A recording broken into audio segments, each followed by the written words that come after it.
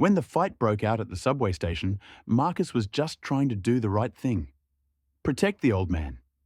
When he hit the ground, he had no idea he was about to experience the biggest surprise of his life.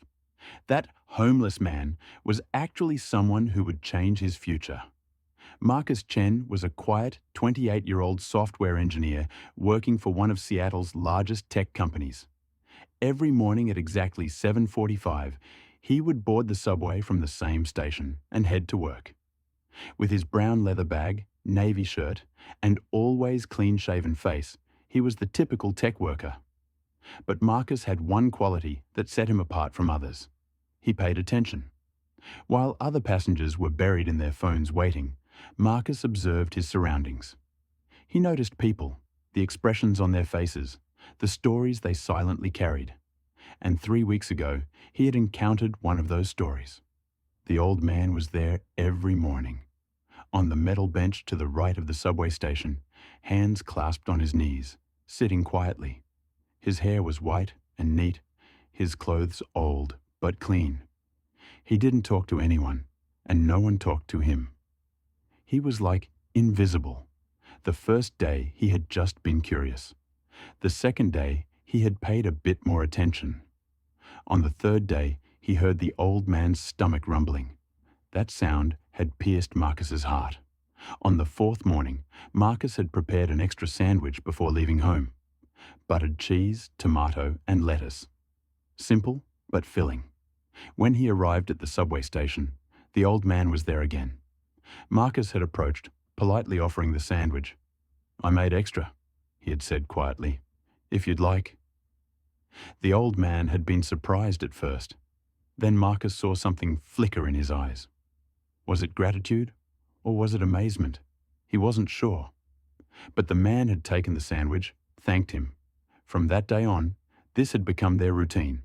Every morning, Marcus prepared an extra sandwich, gave it to the old man. They didn't talk much, just "thank you" and "you're welcome." But a quiet bond had formed between them. Marcus didn't even know exactly why he was doing it. Maybe it stemmed from his mother constantly saying, "Help those in need," in childhood. Maybe it was the sadness in that old man's eyes. For whatever reason, this small act made his days meaningful. He didn't even know the old man's name. He didn't know where he came from, where he went, how he had fallen into this situation. It didn't matter. He just needed to know that he was there every morning and that he was hungry. On Friday morning of the third week, everything changed. Marcus approached the subway station with his sandwich as usual.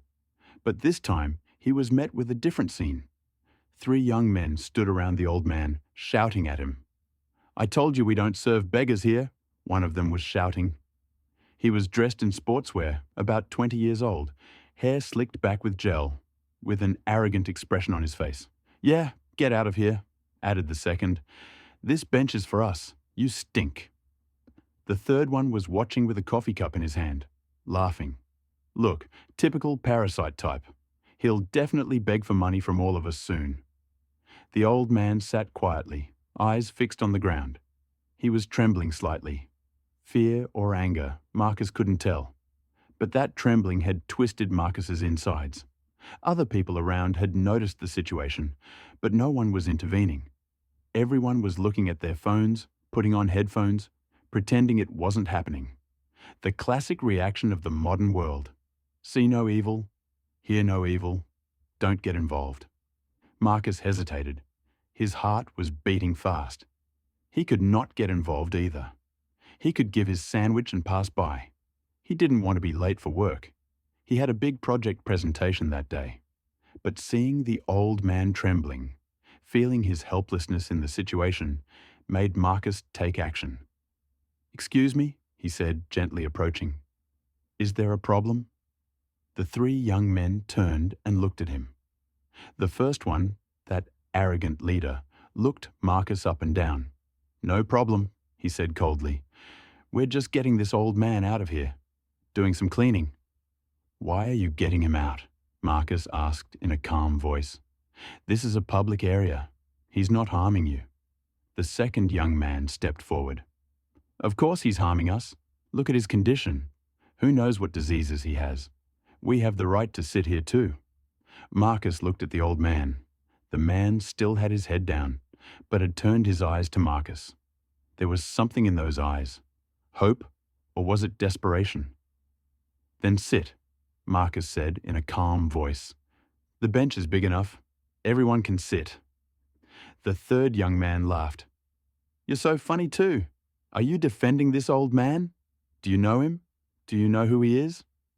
Marcus was trembling inside, but managed to keep his voice steady. No, I don't know him, but I don't need to know him. Every human being deserves respect. The leader young man stepped toward Marcus. You're very smart, aren't you? Come on, then you sit with him too. Maybe his disease will infect you too. I don't need to sit, Marcus said. I just want you to leave him alone. The tension was rising. More people were starting to gather around, but no one was thinking of intervening. They were all just watching, not making a sound. The second young man stepped forward and pressed his finger to Marcus's chest. Who are you to tell us what to do? Marcus backed away. Nobody. Just someone trying to do the right thing. The right thing? The leader laughed. The right thing is for these types of people to be cleaned from the streets. That's when Marcus's patience ran out. He didn't change his tone of voice, but his posture hardened. These types of people? What does that mean? Parasites, leeches, those who live off our taxes, said the leader, his voice rising. Those who sit on the street instead of working. Enough, Marcus interrupted. He was angry now. You don't know him. You don't know his story. But you have no right to be this cruel. The leader young man came even closer to Marcus. Are we cruel? How naive are you? The world doesn't work that way, kid. I know how the world works, Marcus said. But that doesn't mean I'll accept being merciless. That's when the leader young man pushed Marcus hard. Marcus lost his balance and staggered backward, toward where the old man was. Get lost, the young man shouted. We don't want you here with him either. Marcus tried to recover, but the second young man also pushed him. This time, Marcus went backward uncontrollably and fell to the ground, hitting the bench. Pain shot from his left arm to his brain.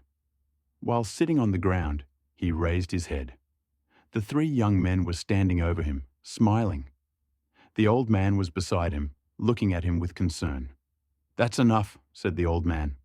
His voice was low but determined. You need to leave. The leader young man turned and looked at him. Are you going to talk now too, old man? Who are you to? I am retired Colonel Samuel Rodriguez, said the old man as he stood up. His voice was different now. It was authoritative, accustomed to command. I served this country for 30 years. I fought in 3 wars. And this young man, the old man pointed to Marcus. He just defended exactly the values I fought for. Silence. Complete silence. The 3 young men were frozen. Marcus was also surprised. Retired colonel, this quiet, humble man? Samuel Rodriguez continued. This young man brought me a sandwich every morning for 3 weeks. He didn't ask my name, didn't wonder about my story, didn't expect anything from me. He just did good. You, on the other hand. His eyes turned to the 3 young men. You disrespected a veteran. Marcus slowly got to his feet. His arm still hurt, but amazement made him forget the pain. Veteran?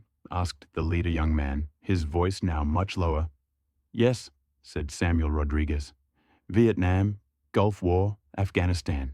After 30 years, I lost my wife, lost my house, lost everything, but I never lost my honor, until you came and treated me like a bandit.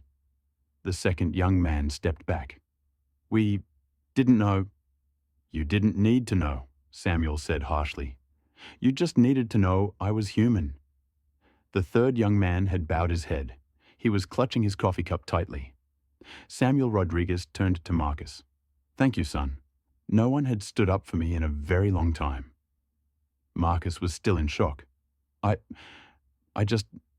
You did the right thing, Samuel said. And that's not an easy thing nowadays. The 3 young men began to leave quietly. The leader looked at Marcus before leaving. I'm sorry, he said in a low voice. I didn't know. Marcus nodded. His anger had passed now. He was just sad.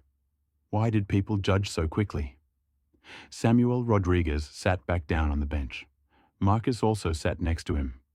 Colonel Rodriguez, Marcus said. Why didn't you say? These 3 weeks? Samuel smiled. Because it wasn't important. When you brought me sandwiches, you didn't bring them to learn my rank. You just saw that I was hungry. That's more valuable. Marcus nodded. So what happens now? Samuel looked at Marcus. Now I'm going to return a favor to you.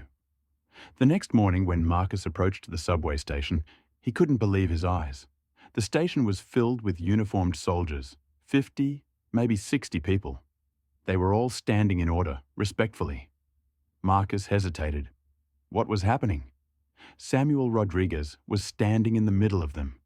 This time he had his clean uniform. Medals were shining on his chest. Marcus, Samuel called. Come here. Marcus approached, his heart pounding. What kind of scene was this? Samuel handed Marcus an envelope. This is for you. Marcus opened the envelope. Inside was an official letter. What he read left him amazed. Army Technology Department Head Software Engineer position, he read aloud. Correct, Samuel said. Salary twice what you make at your current job. Perfect working conditions. And most importantly, you'll truly serve your country. Marcus raised his head. But I just gave sandwiches. Samuel smiled. You showed kindness. You showed humanity. When someone attacked, I resisted. These qualities are very rare nowadays, and exactly the qualities we're looking for. Marcus looked around. All the soldiers were looking at him, with respect. Is this real? He asked. Very real, Samuel said. I talked to my commander last night. I described you. I told him what kind of person you are. He was interested. This morning he called me. The job is yours if you want it. Marcus's eyes filled. He wasn't expecting such a big change. He had just been trying to do the right thing.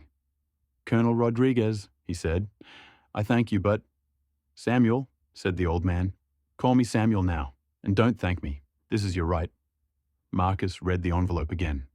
It really was a very nice opportunity, and an opportunity born from charity. I accept, he said finally. Applause rose from the soldiers. Samuel Rodriguez hugged Marcus. Welcome, son, he said. Now you'll work in a place where you can truly make a difference. Marcus smiled. This story, which had started just 3 weeks ago with giving a simple sandwich, had turned into the biggest opportunity of his life. Samuel leaned close and whispered, Good people are always rewarded, Marcus. Maybe not immediately, but eventually life returns to them. When the subway came, Marcus didn't board anymore. He wouldn't be going to work that day. He would prepare to start his new job. He sat on the bench with Samuel Rodriguez and planned their futures. Now neither of them was alone anymore. They were friends, brothers, they had become family. And Marcus understood that the real sandwich wasn't just food. It was a sandwich full of humanity, kindness, and hope. And that sandwich had saved not only Samuel, but himself too. The story began with a simple act of kindness at a subway station and completely changed 2 lives. Because the real miracle was in small actions, not big gestures. From that day on, Marcus passed through the same subway station every morning on his way to work. But now he wasn't just passing by. He was stopping and looking around. Maybe there was another Samuel there. Maybe someone else needed help. Because now he knew. Small kindnesses could create big miracles. All you had to do was see and care about what was happening around you. And that was something everyone could do.